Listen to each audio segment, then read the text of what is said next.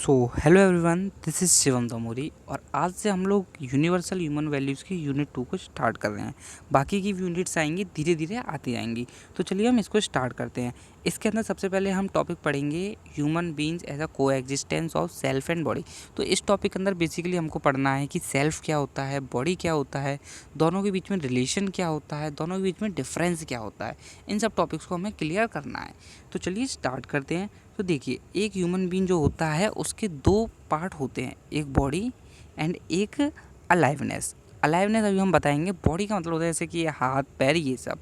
एक body human being के अंदर नॉर्मली बॉडी होती है, बॉडी के अंदर प्राण होते हैं। इस प्राण को ही हम लोग अलाइवनेस बोलते हैं और इसको नॉर्मली अपने यूनिवर्सल ह्यूमन वैल्यूज़ के अंदर जीवन बोल देते हैं। ठीक है। अब इस जीवन, ये जो हमारी बॉडी है उसके अंदर, ह्यूमन बॉडी के अंदर ह्यूमन बीइंग के अंदर बॉडी भी है और जीवन भी है। इसी जीवन को हम आई सेल्फ से डिनोट करते हैं। तो हमें क्या पता चला, आई सेल्फ क्या होता है? हमारी बॉडी के अंदर जो जीवन है या फिर अलाइवनेस, हमारे ह्यूमन बीइंग के अंदर जो अलाइवनेस है उसे हम लोग आई से डिनोट करते हैं। ठीक है। और यहाँ से आगे चलते हैं। जब भी हम कोई एक्टिविटी कर रहे होते हैं, जैसे कि I am watching the movie, यहाँ पर लिखा है एन्जॉइंग द मूवी, जैसे हम बता रहे हैं, जैसे लिखा है I am watching the movie. तो इस वॉचिंग द मूवी, जैसे ही हम कोई मूवी देखने गए तो उस मूवी को एन्जॉय कौन कर रहा है? जैसे हम मूवी देखने गए तो मूवी को हम वहाँ तक पहुँचे कैसे? बॉडी की हेल्प से। हमने सीट चूज़ की, किसके लिए? बॉडी के लिए। बट उस सीट पे बैठ के मूवी को एन्जॉय किसने किया? हमने, है ना। जैसे हम खाना खा रहे हैं तो हम खाना खाते वक्त कैसे खा रहे हैं? वो हमने बॉडी के माध्यम से किया। बट एक्चुअली उस खाने को एन्जॉय कैसे किया? अगर खाना बहुत ज़्यादा डिलीशियस है तो उसको एन्जॉय किसने किया? हमने किया। हम मतलब आई ने किया, बॉडी ने तो एन्जॉय नहीं किया ना। ना उस बॉडी ने उस मूवी को देखा, ना उस बॉडी ने उस मूवी को एन्जॉय किया। तो एक्चुअली में जो कुछ भी हो रहा है वो सब आई के ऊपर डिपेंड करता है। बॉडी तो जस्ट एक तरीका होता है उस एक्टिविटी को परफॉर्म करने का। यहाँ तक क्लियर है? तो ये हमारा आई होता है या फिर हमारा सेल्फ ही होता है जो किसी भी चीज़ को एन्जॉय कर सकता है, किसी भी चीज़ को फील कर सकता है, एंजाइटी फील करता है, टायर्डनेस, हैप्पी, ये सब चीज़ हमारा आई करता है। और बॉडी क्या होता है? उसको परफॉर्म करने का एक जरिया। Body is the medium to perform these activities and nothing else. ठीक है। हम क्या करते हैं, अभी देखिए,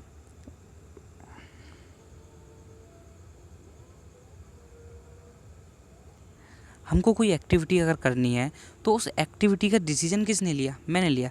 जैसे सडनली मान लीजिए मैंने डिसीजन लिया कि मुझे यूट्यूब वीडियो बनानी है, तो यूट्यूब के लिए मैंने जो वीडियो बनाई उसके लिए डिसीजन किसने लिया? मैंने लिया, आई ने, सेल्फ ने। बट इसको परफॉर्म कौन कर रहा है? मेरी बॉडी। मैं बोल रहा हूँ, ये किसके, कौन परफॉर्म कर रहा है? मेरी टंग।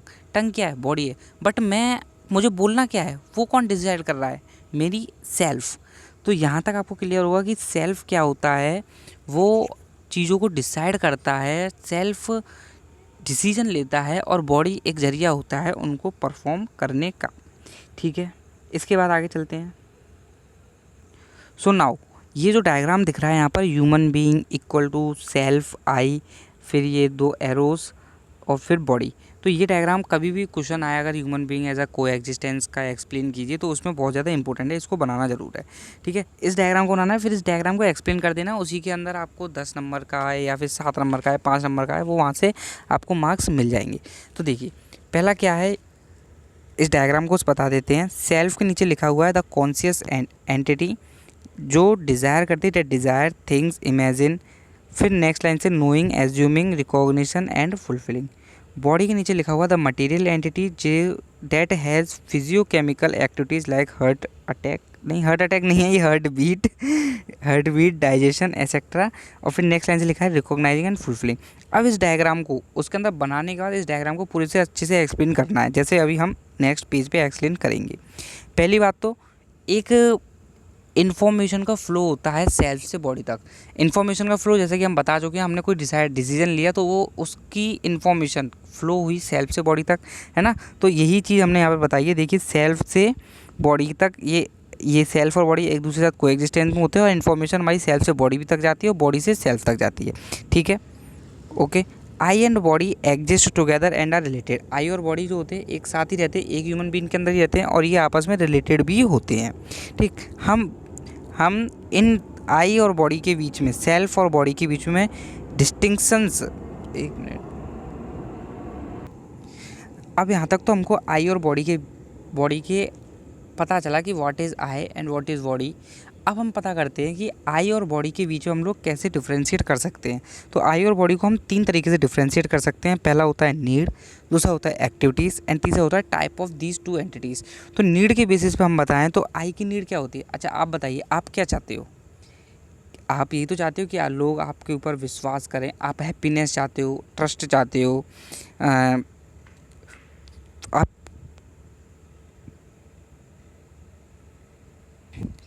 Basically we can say that the needs of I are happiness.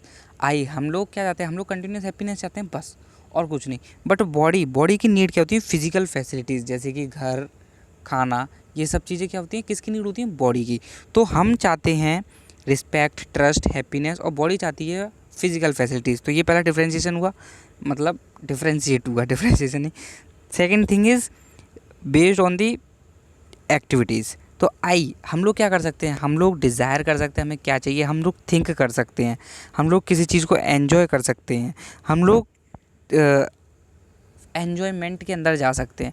But body की एक्टिविटीज़ क्या होती हैं? वो ब्रीथ कर सकता है, वॉक कर सकता है, एंड खाना खा सकता है, ईटिंग कर सकता है। तो ये सब एक्टिविटीज़ किसकी आई? बॉडी की आई। नेक्स्ट इज़ आई क्या होता है? एक कॉन्शियस एंटिटी होती है। कॉन्शियस मतलब होता है चेतना, मतलब आई एक समझदार होता है, उसको चेतना होती है कि उसके आसपास क्या चीज़ हो रही है, क्या चीज़ घटित हो रही है, इस सब का उसके अंदर अवेयरनेस होती है। बट बॉडी को इन सब से कोई मतलब नहीं होती है, बॉडी को एक मटेरियल एंटिटी है, उसको बस मटेरियल चीज़ों से मतलब है। ठीक, next is mode of interaction of I. तो जो मोड ऑफ इंटरेक्शन होता है आई का, वो डिपेंड करता है knowing, assuming, recognising and fulfilment पे। जो फुलफिलमेंट हो वो हमारी डिपेंड करेगी रिकॉग्नाइजिंग पे, रिकॉग्नाइजिंग डिपेंड करेगी हमारे एजम्पशन पे, एजम्पशन डिपेंड करेगा knowing the beliefs and not knowing the beliefs पे, इन पे डिपेंड करेगा। बट मोड ऑफ इंटरेक्शन जो बॉडी का होता है वो सिर्फ डिपेंड करता है रिकॉग्नाइज और फुलफिल। इसका मतलब है जैसे कि बॉडी को पता चला कि मुझे खाना खाना है, तो पता चला और उसने फुलफिल कर लिया।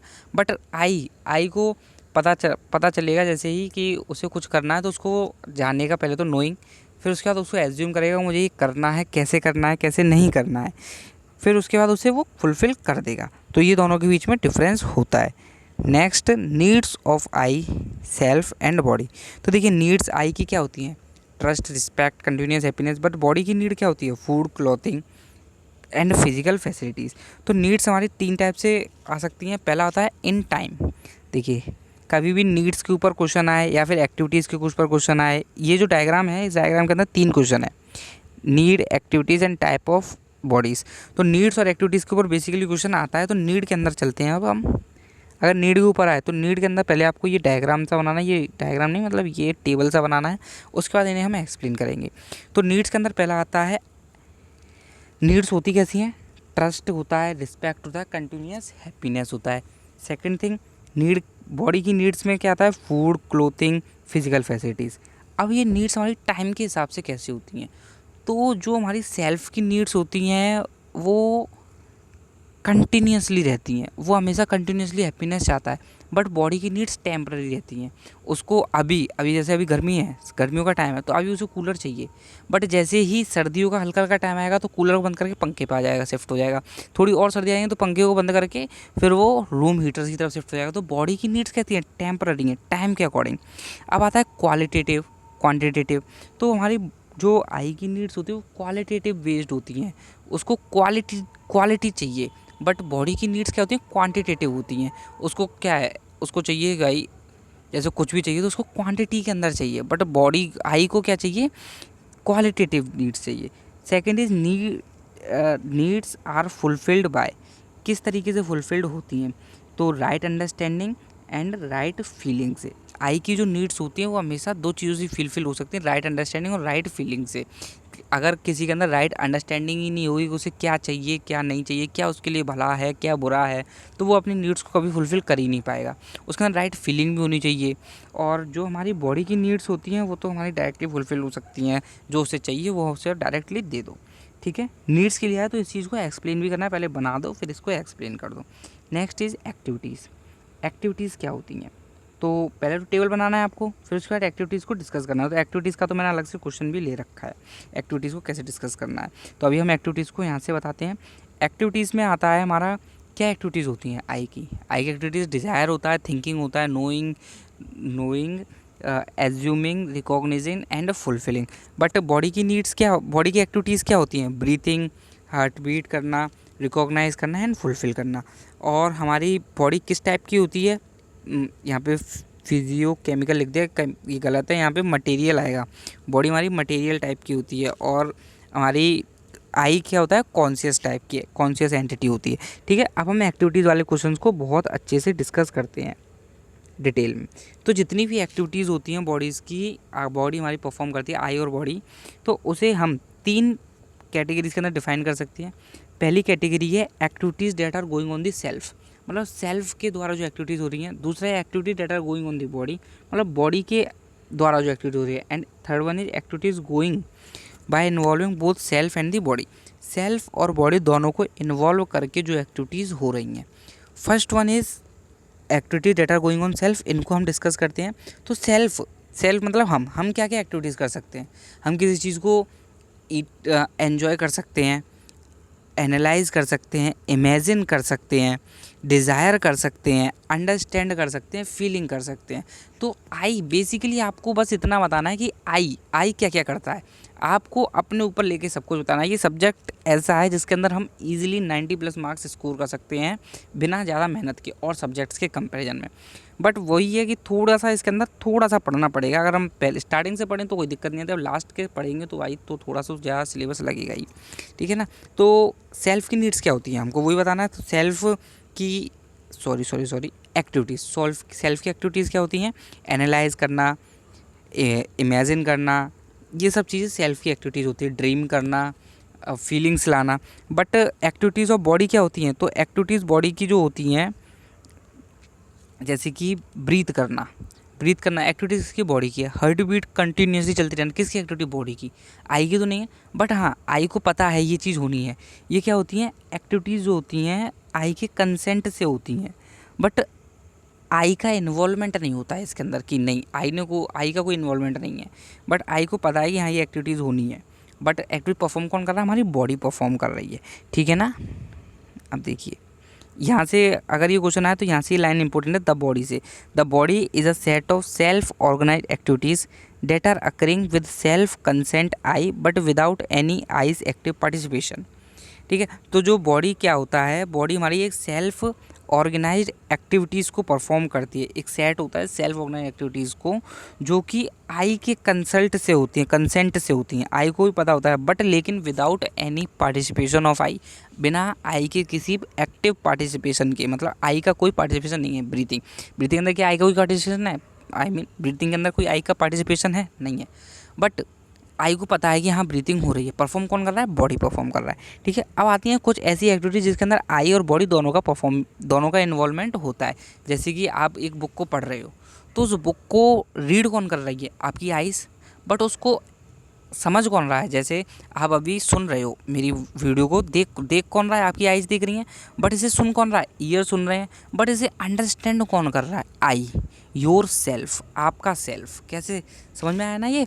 तो बेसिकली ये एक्टिविटीज़ जिसके अंदर सेल्फ और बॉडी का आपको वही बताना है जिसके अंदर आप आई का और बॉडी का इन्वॉल्वमेंट हो रहा हो। लिसनिंग के अंदर, किसी चीज़ों को समझने के अंदर, इन सब के अंदर आई का और बॉडी का दोनों का इन्वॉल्वमेंट होता है। अब नेक्स्ट जो टॉपिक आ रहा है ये बहुत ज़्यादा इंपॉर्टेंट है, body as an instrument of आई।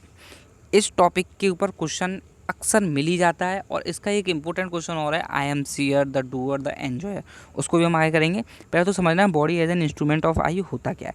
मतलब हमको यहाँ पे बताना है कि बॉडी जो है आई का कैसे इंस्ट्रूमेंट है, ये बताना है। तो अगर ये क्वेश्चन है तो सबसे पहले तो आपको बताना पड़ेगा बॉडी क्या होता है। एक बॉडी ह्यूमन बींग क्या होता है। ह्यूमन बींग क्या होता है, कंपोजिट होता है आई का और बॉडी का। आई और बॉडी एक साथ रहते हैं और ये आपस में रिलेटेड होते हैं। सेल्फ क्या होता है, आई को ही हम सेल्फ बोलते हैं, जीवना बोलते हैं, अलाइवनेस बोल सकते हैं। सेल्फ क्या होता है, एक कॉन्शियस एंटिटी होती है। बॉडी क्या होता है, एक मटीरियल एंटिटी होती है। और बॉडी करता क्या है, वही करता है जो जो सेल्फ बोलता है, इतना आपको बता देना है जब जहाँ भी बॉडी और आई से रिलेटेड क्वेश्चन आए। फिर उसके बाद आपको इसके अंदर बताना है आगे कि बॉडी कैसे इंस्ट्रूमेंट है आई का। अब बताइए, जैसे आपको मैं बोलता हूँ कि आपको घूमने जाना है, मतलब मैं नहीं बोलता हूँ, आपने खुद आपस में दोस्तों के साथ बात की कि हमें घूमने जाना है, हमें मूवी देखने जाना है, जो नई मूवी आ रही है, ठीक है। तो डिसीजन किसने लिया? आई ने, मतलब आपके सेल्फ ने। बट इस डिसीजन को आप इसको कैसे कंप्लीट करोगे? आपकी बॉडी की हेल्प से। आप क्या करोगे? अपनी बॉडी को इंस्ट्रक्ट करोगे कि उस सिनेमा हॉल तक पहुंचो, कैसे भी करके पहुंचो वहाँ तक, उस मूवी को देखना है। अल्टीमेटली काम आपका है, आपका सेल्फ ने डिसीजन लिया और एन्जॉय भी सेल्फ को ही करना है। बट उस एन्जॉयमेंट को लोगे आप कैसे? बॉडी की हेल्प से लोगे। तो इस टॉपिक के अंदर हमको यही बताना है कि आप कैसे बॉडी को यूटिलाइज करते हो अपने मतलब के लिए। यही बताना है, आप बॉडी को कैसे अपने मतलब के लिए यूज़ करते हो, इसको बताना है, ठीक है। जैसे कि यहाँ पे आ रहा है, जो सेल्फ होता है सोचता है और डिसीजन को ले लेता है, और बॉडी को ही इन्वॉल्व करता है कि वो जो हमने डिसीजन लिया है उसको परफॉर्म कम्प्लीटली करके दे, ठीक है।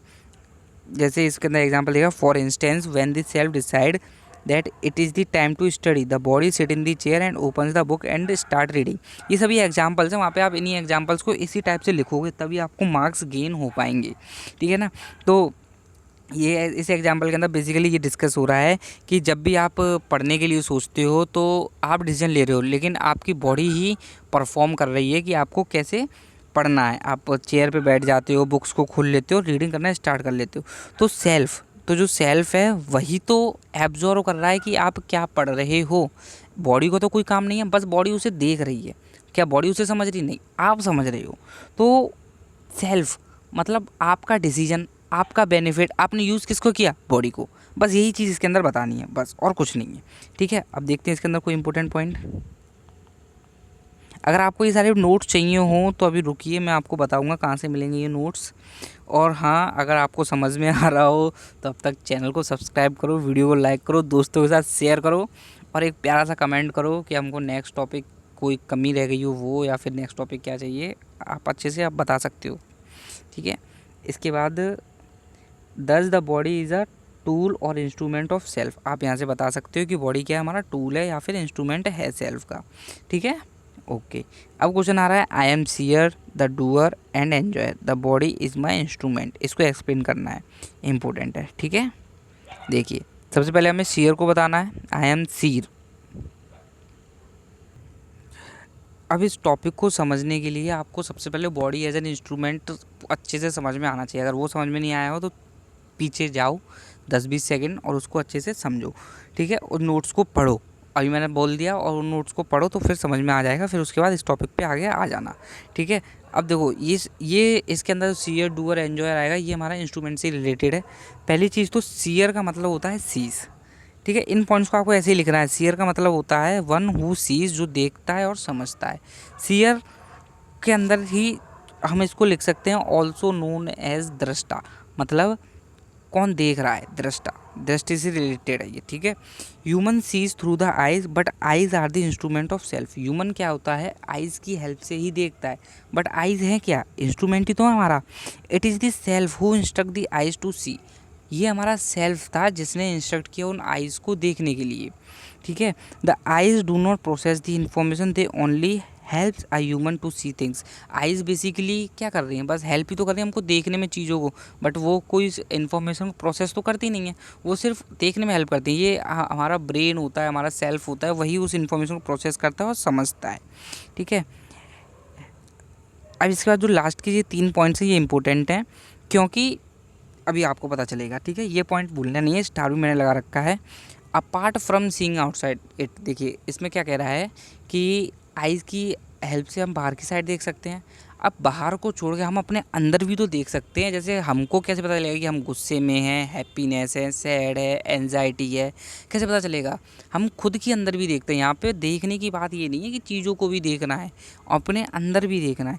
तो apart from seeing outside, the self है वो हमारा एबल होता है to see within without the use of eyes. अपने अंदर, हमारे अंदर, हमारी बॉडी के अंदर झांकने को सेल्फ के अंदर कैपेबिलिटी होती है। अदर वर्ड्स के अंदर हम कह सकते हैं the seer sees when the individual is happy और सैड, एंग्री और अपसेट। ठीक है, sometimes the self sees and understand through the body and sometimes without the help of body. कभी कभी बॉडी की हेल्प से दिखता है, कभी कभी बिना बॉडी की हेल्प से दिखता है। जैसे आउटसाइड द वर्ल्ड देखना हो, मतलब आउटसाइड द बॉडी देखना होता है, जैसे कि ये क्या चीज़ें हैं आपके आसपास, ये सब देखना हो तो ये बॉडी की हेल्प से दिखेगा। अब इनसाइड देखना है, अपने अंदर क्या चल रहा है, दिमाग में क्या चल रहा है, अपने अंदर से हम लोग कैसे फील कर रहे हैं, तो ये सब हम without the help of body अपने अंदर ही देख लेते हैं। तो ये सीयर वाला क्लियर होगा। ठीक है, नहीं क्लियर हो तो इन नोट्स को एक बार पढ़ लेना और फिर इसके बाद फिर से सुन लेना, समझ में आ जाएगा। अब आते हैं डूअर पे, DOER। तो डूअर का मतलब होता है वो जो किसी एक्टिविटी को परफॉर्म कर रहा हो, या फिर हम इसको कर्ता भी बोलते हैं। ठीक है, आप इस वाले पॉइंट को 2 पॉइंट बना के लिख सकते हो। Doer is the one who does, and फिर इसका नेक्स्ट पॉइंट लिखना the doer is also known as the karta. ठीक है, ऐसे पॉइंट्स बढ़ जाएंगे और थोड़ा लंबा लंबा हो जाएगा, भरा भरा लगेगा। एक ही ट्यून बेसिकली ये है कि कॉपी जितनी भरी होगी आपको उतने मार्क्स मिलेंगे, मतलब सही भी लिखा होना चाहिए। ठीक है इसके बाद आता है the self instruct the body to carry out various task. Self है वही तो इंस्ट्रक्ट करता है बॉडी को कुछ काम करने के लिए। अगर हम किसी डिसीजन को लेते हैं तो उस काम को कंप्लीट कौन कर सकता है? सेल्फ कर सकता है। हम ही तो उसको बॉडी से बोलते हैं, हमारा सेल्फ ही तो बॉडी को बोलता है कि इस काम को करो, वो भी इस तरीके से करो। सब हमारे ऊपर डिपेंड होता है, बस वो उस चीज़ को करता है। Okay, for instance the self tells the body to eat and then the body uses its hand to put the food into the mouth and the food is chewed and swallowed. हमारा जो self होता है वही body को instruct करता है कि खाने को खाओ, मुंह के अंदर रखो और खा जाओ। ठीक है, so one say I ate the food, the self make choice and the body carries out the act in accordance with the wishes of the self. तो जब भी सेल्फ किसी डिसीजन को लेता है तो वो बॉडी से कहता है चल भाई ये काम करने का है तेरे को, और बॉडी उसी काम को उस अकॉर्डिंग कर देती है। ठीक है, यहाँ तक क्लियर है। अब चलो अब एक वीडियो को लाइक भी कर दो। ओके ठीक है, अब आगे चलते हैं। ठीक है, देयर इज द सेल्फ, दस the self is the doer and the action is expressed through the body. तो सेल्फ क्या हुआ? हमारा डूअर ही तो हुआ, तो सेल्फ ही हमारा डूअर था। काम किसने किया? सेल्फ ने किया, बट बॉडी क्या था? एक तरीका था उस काम को परफॉर्म करने का। डिसीजन किसने लिया? सेल्फ ने लिया। ठीक है, अब आता है एन्जॉयर। एन्जॉयर का मतलब होता है वो इंसान जो किसी चीज़ को एन्जॉय करता है, मतलब किसी चीज़ कोई उसने एक्टिविटी परफॉर्म की, अब उससे जो मज़े लेने हैं वो मज़े, वो कौन मज़े लेता है? सेल्फ लेता है, ना कि बॉडी। जैसे एसी, अंदर एसी वाले रूम में बैठना है तो हमने डिसीजन लिया, आई ने बॉडी से का यूज़ किया, चलो भाई बाहर से अंदर एसी वाले रूम में जाओ, एसी ऑन करो, कमरा बंद करो, डोर बंद करो, टेम्परेचर 16 पे लेके आओ, सब कुछ बोल दिया। सब कुछ किसने किया? बॉडी ने किया। बट मज़े कौन ले रहा है? आई ले रहा है, मतलब बॉडी का तो बस यूज़ किया है। ठीक है, उसको फीलिंग ठंडी की फीलिंग, रिलैक्सिंग फीलिंग आई को आ रही है। बॉडी को भी फिजिकल फैसिलिटी चाहिए। ये सब हम पढ़ेंगे अभी आगे चल के पढ़ेंगे, आगे नेक्स्ट यूनिट्स में। ठीक है, अब आता है एन्जॉयर, ये मैंने बता दिया, और टॉप पॉइंट वाइज भी एक्सप्लेन कर देते हैं। When an action is perform like eating food, the self is the one who enjoys food not hand. जब भी हम खाना खाते हैं तो हमारा खाने को एंजॉय कौन करता है? सेल्फ एंजॉय करता है, ना कि हाथ। हाथ तो बस उसको खाने में हेल्प करते हैं। The body is simply an instrument to put food into the mouth and to chewed. Body क्या हमारा एक इंस्ट्रूमेंट है जिसकी हेल्प से हम खाने को अपने माउथ के अंदर रखते हैं और उसको चबाते हैं। So the enjoyment is done on the part of self, so one says I enjoy the food. जो एन्जॉयमेंट है वो सेल्फ ने की, और इसी वजह से कोई नॉर्मल ह्यूमन बीइंग कहता है कि आई एन्जॉयड दी फूड। ठीक है, अब यहाँ से हमको पता चला कि जो सीयर है, डूअर है, एन्जॉयर है, ये सब एक कंटिन्यूटी में चलते हैं। जब कोई काम करेगा, जब से सीयर होगा या फिर डूअर होगा, एन्जॉयर होगा, तो कोई एक एक्टिविटी होगी तो दो तो अपने आप हो ही जाएंगी। जब आप एन्जॉयर करोगे तो सीयर और डूअर तो वहाँ पे होगा ही होगा। ठीक है, तो यहाँ से आगे चलते हैं अब हम।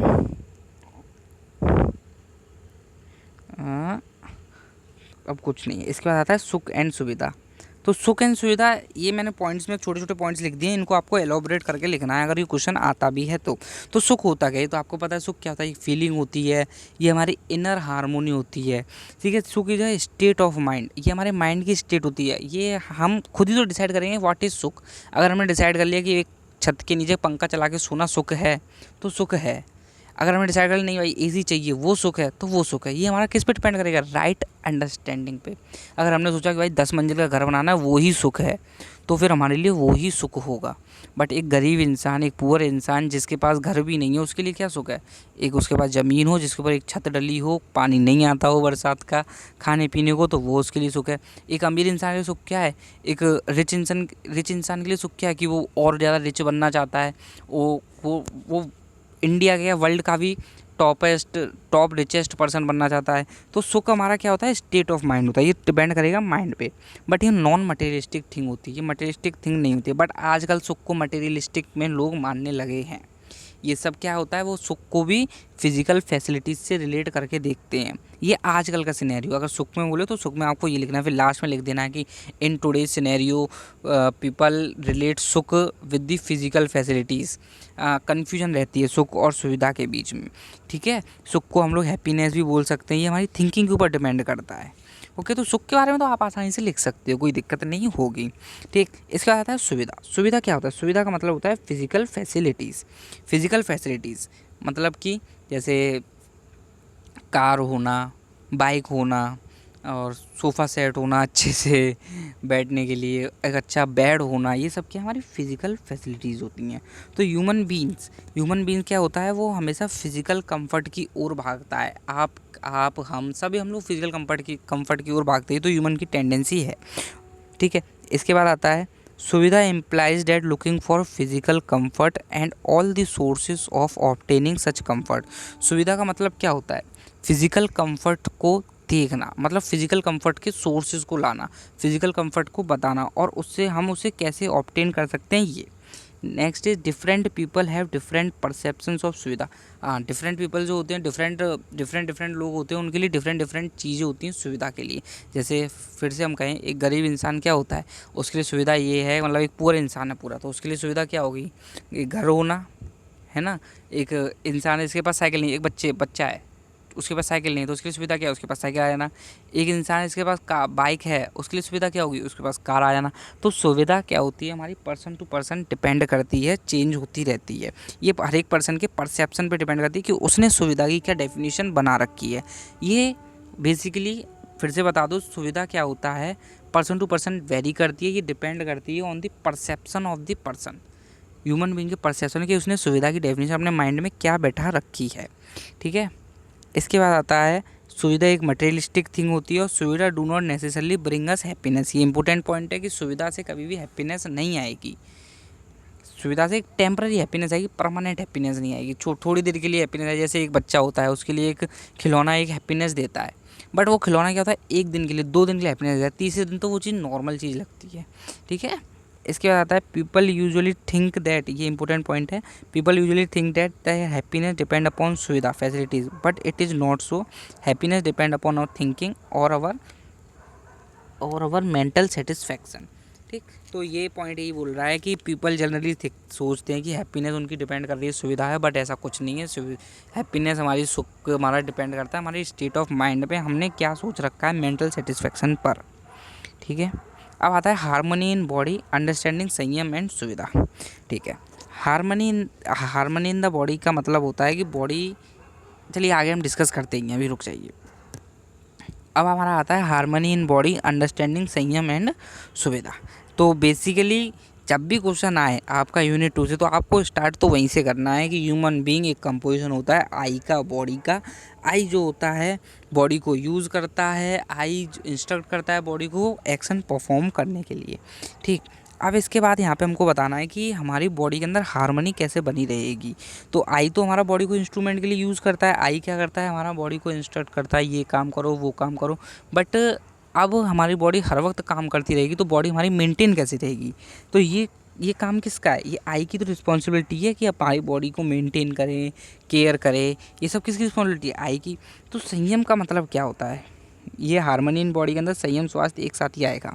ठीक है, तो हार्मनी इन बॉडी अगर आता भी, अगर अकेला भी आता तो आपको पहले बता देना है कि आई और बॉडी एक साथ रहते हैं। फिर आपको ये एक्सप्लेन कर देना है कि आई बॉडी को एक्सप्लॉइट करता है मतलब उसके मज़े लेता है, बॉडी से यूज़ करवाता है। सीयर डूअर एंजॉयर के बारे में आपको थोड़ा एक्सप्लेन कर देना है। फिर लास्ट में बोल देना ये हमारी रिस्पॉन्सिबिलिटी है कि आई की रिस्पॉन्सिबिलिटी है कि उसको मेंटेन करे। मेंटेन कैसे कर सकता है ये बता देना। हम मेंटेन करने के भी आगे चल के पॉइंट्स हम डिस्कस करेंगे अभी।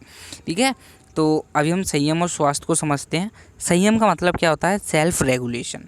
ठीक है, संयम का मतलब होता है सेल्फ रेगुलेशन, या फिर अगर आपके एग्जाम में आता है तो ये वाली डेफिनेशन, सेकंड पॉइंट वाली डेफिनेशन जरूर लिखना। जो फीलिंग ऑफ रिस्पॉन्सिबिलिटी होती है आई की मतलब आई की जो रिस्पॉन्सिबिलिटी की फीलिंग होती है towards the body for nurturing, protecting and right utilisation of the body. मतलब आई की फीलिंग होना, रिस्पॉन्सिबिलिटी की, आई के अंदर रिस्पॉन्सिबिलिटी की फीलिंग जगना कि ये मेरी रिस्पॉन्सिबिलिटी है कि इस बॉडी को मैं नर्चर करूँ, इस बॉडी को मैं प्रोटेक्ट करूँ और इस बॉडी को मैं राइटली यूटिलाइज़ करूँ। ये फीलिंग आ जाना, इसी को हम लोग संयम कहते हैं। ठीक है, संयम का एक पॉइंट लिख सकते हो सेल्फ रेगुलेशन। ठीक है, इफ़ देयर इज संयम in the self the body will be fit and every body part will perform its expected function. तो ये तो नॉर्मल सी बात है। अगर हमारे अंदर संयम की फीलिंग होगी, हमारे आई के अंदर संयम की फीलिंग होगी, जब वो रिस्पॉन्सिबल होगा अपनी बॉडी के लिए, तो वो एक बॉडी को अपनी को प्रोटेक्ट करेगा, नर्चर करेगा, राइट यूटिलाइज करेगा, तो हमारी body automatically right work perform करेगी ही करेगी। ठीक, इसके बाद एक पॉइंट और है, ये मैंने नीचे लिख रखा है, देखिए यहाँ पर, सेल्फ कंट्रोल ऑफ संयम is the control of mind and it desires, urges, emotions and delusions. ठीक है, तो ये तो सबको पता होता है। सेल्फ कंट्रोल मतलब क्या होता है? अपने ऊपर कंट्रोल करना। हमारी जो माइंड के अंदर डिज़ायर्स आ रहे हैं, थॉट्स आ रहे हैं, उन सब चीज़ों के ऊपर कंट्रोल करना। हमारी जो अर्जेस हैं, उन सब चीज़ों के ऊपर कंट्रोल करना, उसे हम सेल्फ रेगुलेशन बोलते हैं। इसके बाद हम स्वास्थ्य पे आते हैं। स्वास्थ्य का मतलब तो हेल्थ होता है। स्वास्थ्य हमारी वो कंडीशन होती है जिसके अंदर हमारी बॉडी पार्ट, हर एक body part expected function perform करते हैं, उसे हम लोग स्वास्थ्य की कंडीशन बोलते हैं। ठीक है, जब भी हमारी बॉडी स्वास्थ्य की कंडीशन में होगी, मतलब एक हेल्दी बॉडी होगी, तो उसके अंदर इनर हार्मोनी पक्का होगी ही होगी। जब बॉडी हमारी हेल्दी होगी तो उस बॉडी के अंदर की हार्मोनी मेंटेन रहेगी। ठीक है, अब बॉडी फिट फॉर यूज़ रहेगी सेल्फ के लिए। स्वास्थ्य का संस्कृत के अंदर मतलब होता है सेल्फ डिपेंडेंस, मतलब खुद के ऊपर डिपेंड रहना। ये सभी पॉइंट्स हैं, छोटे छोटे 1-2 पॉइंट्स हैं, इनको आप लिखोगे तो नंबर आपको मिल जाएंगे। ठीक, बट आज के प्रेजेंट में चल क्या रहा है? प्रेजेंट में क्या हो रहा है कि लोग अपनी रिस्पॉन्सिबिलिटी को सीरियसली लेते ही नहीं है। वो बॉडी का यूज़ कर लेते हैं, बट बॉडी की तरफ रिस्पॉन्सिबल नहीं रहते हैं, वो बॉडी को अच्छे से मेंटेन नहीं कर पाते हैं, और इसी वजह से हमको बॉडी के रिलेटेड बहुत सारे प्रॉब्लम्स होते हैं। अगर हमारी बॉडी मान लो नॉर्मली कोई दर्द हो रहा है, पेट में दर्द हो रहा है, तो हाथ में दर्द हो रहा है, पैर में दर्द हो रहा है, तो क्या करते हैं? पेन किलर्स लेते हैं, जो कि सही नहीं है।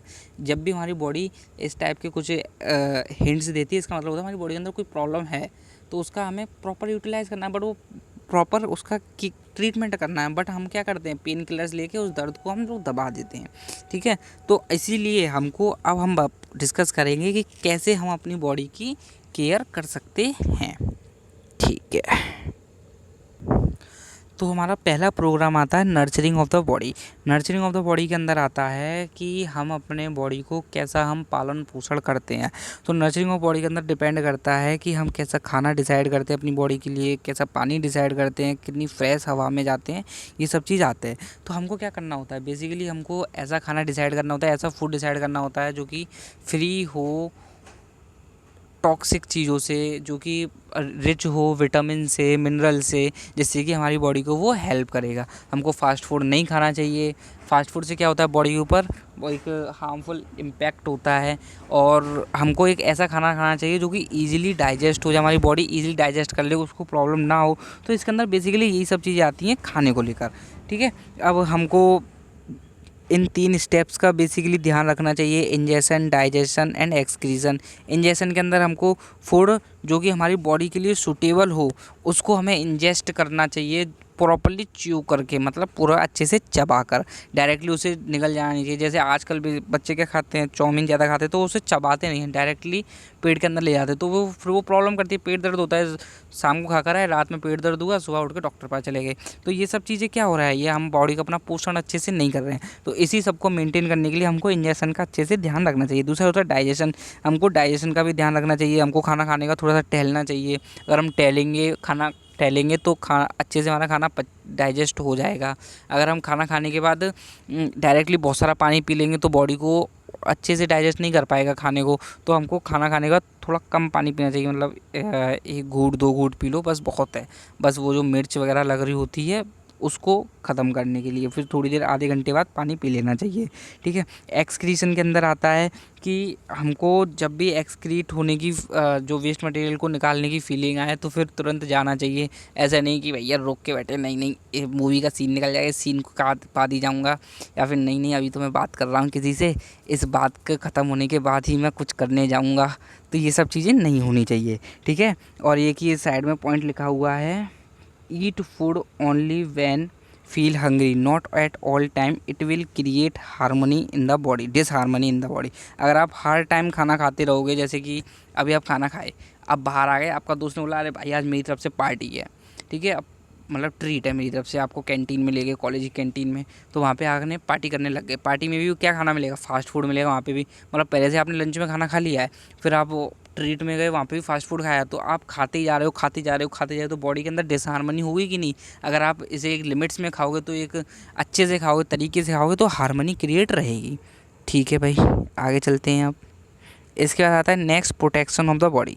प्रोटेक्शन ऑफ द बॉडी मतलब हम कैसे अपनी बॉडी को प्रोटेक्ट करेंगे। तो हम अपनी बॉडी को प्रोटेक्ट कैसे करते हैं, क्लॉथ्स पहन के। तो हम जो क्लॉथ्स पहनेंगे बॉडी के ऊपर, तो उन क्लॉथ्स की खास बात हमको ये रखनी चाहिए कि इससे हमारी बॉडी के अंदर प्रॉपर एयर का वेंटिलेशन हो, प्रॉपर हमारे बॉडी पार्ट जो हैं वो एयर के साथ कांटेक्ट में आते रहें। ऐसा नहीं हो कि हम पूरे पैक हो जाएं जिससे कि एयर भी नहीं आए। तो हमको कॉटन के कपड़े पहनने चाहिए। ये सब चीज़ें काफ़ी डिपेंड करती हैं बॉडी के ऊपर, ठीक है।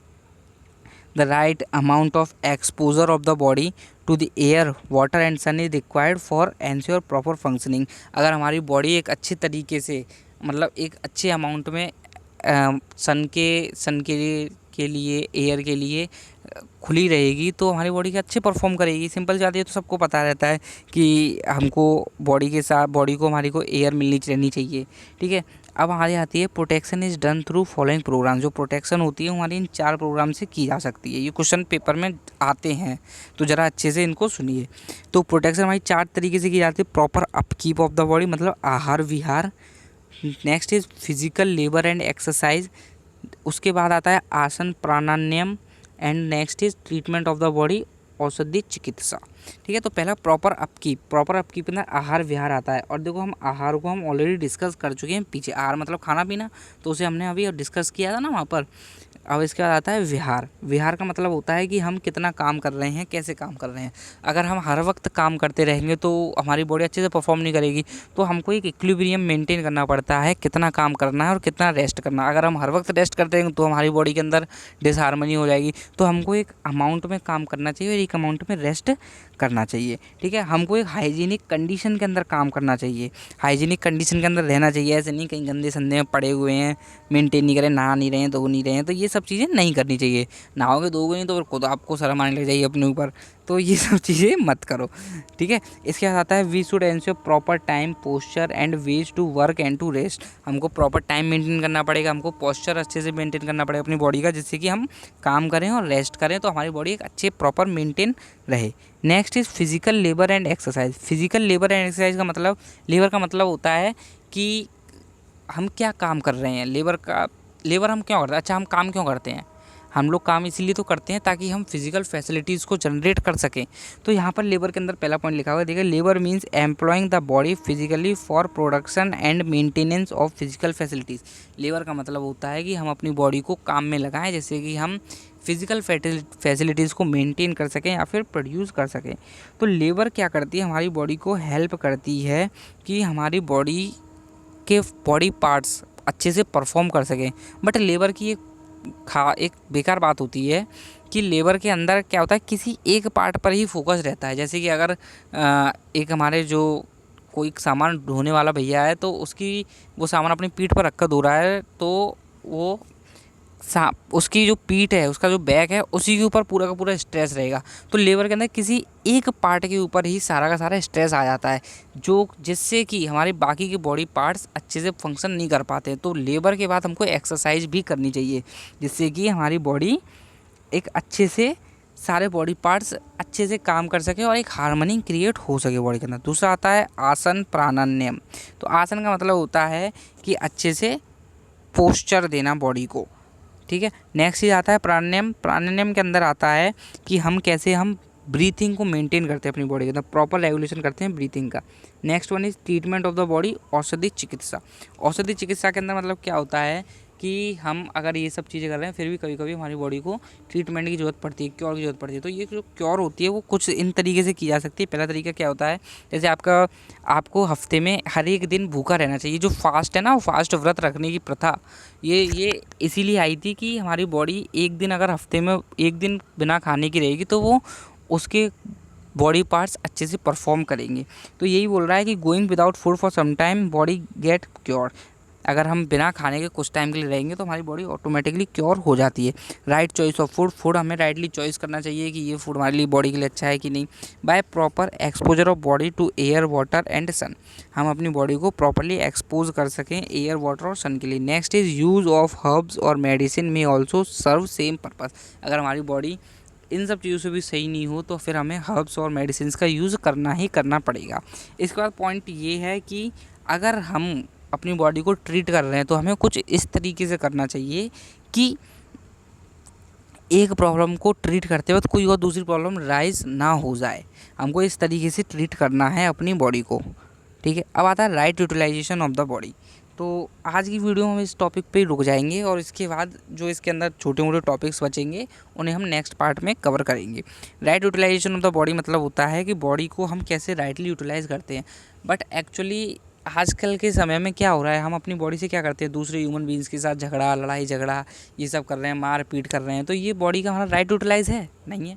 राइट यूटिलाइजेशन का मतलब होता है कि बॉडी को एक अच्छे से यूज़ करो, ह्यूमन पर्पस के लिए सर्व करो, जो हमको भी बेनिफिट करे, दूसरों को बेनिफिट करे। मतलब हम तो क्या करते हैं, भाई इसको मारो, इसको लूटो, उसको पीटो, कुछ भी करते रहो। तो यही चीज़ हमको नहीं करनी है, ठीक है। तो देखिए पहले यहाँ से देखिए, we use our body to exploit other human beings और rest of nature to which is not a right utilisation. यहाँ तक पढ़ लिया। अब इसके बाद नीचे आ जाना है। ये इम्पोर्टेंट है कि हम अपने आप को रियलाइज़ करें कि हमारी बॉडी के अंदर राइट अंडरस्टैंडिंग हो और हम एक्चुअलाइजेशन को हम फॉलो करें लाइफ के अंदर, ठीक है। ये इम्पोर्टेंट इशू है। It is important issue that I use body for a right behaviour and work. कि हम अपनी बॉडी को एक राइट बिहेवियर और एक राइट काम के लिए ही यूज़ करें। When I do so there is harmony in the self and it has favourable effect in body. जब भी हम अपनी बॉडी को एक अच्छे काम के लिए यूज़ करेंगे तो हमारे अंदर हार्मनी आएगी। जब हमारे अंदर हार्मनी आएगी तो हमारी बॉडी के ऊपर भी एक अच्छा इफेक्ट होगा। जैसे ही कभी कभी क्या लीजिए, हम अगर किसी पुअर इंसान की, किसी ओल्ड इंसान की अगर हम हेल्प करते हैं तो उसके बाद हमको थोड़ा अच्छा सा लगता है। ये एक अच्छा इफेक्ट हुआ ना बॉडी के ऊपर, हमने अपनी बॉडी को अच्छे से यूटिलाइज़ किया तो हमारे ऊपर भी अच्छा इफेक्ट हुआ। तो यही ये पॉइंट कहना चाह रहा है। Next is on the other hand, if I use it for acting in opposition with other human beings और nature like quarrelling, fighting etcetera, there is disharmony in the self which has adverse effect on body. और next ये point कह रहा है कि अगर हम लड़ाई झगड़ा करेंगे तो इससे क्या होगा, डिसहार्मनी होगी, जिससे क्या होगा, एक बहुत गलत प्रभाव पड़ेगा हमारी बॉडी के ऊपर।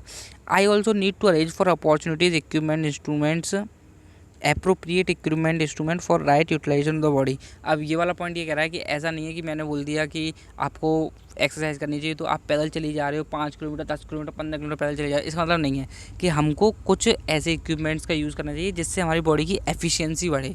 अगर हमको थोड़ा सा दूर जाना है तो हम पैदल जा सकते हैं, बट अगर हमको एक लॉन्ग डिस्टेंस ट्रैवल करना है तो उस वक्त हमको एक अच्छे व्हीकल का यूज़ करना चाहिए। अगर हमको हल्का बहुत सामान उठाना है तो उस वक्त हम खुद अपने हाथों से, बट हमको एक हैवी लोड उठाना है तो उसके लिए हमको प्रॉपर इक्विपमेंट्स की ज़रूरत होगी। तो ये वाला पॉइंट यही कह रहा है कि हमको अच्छे से इक्विपमेंट्स का, इंस्ट्रूमेंट्स का यूज़ करना चाहिए, जिससे कि हम अपनी बॉडी की एफिशिएंसी को बढ़ा सकें।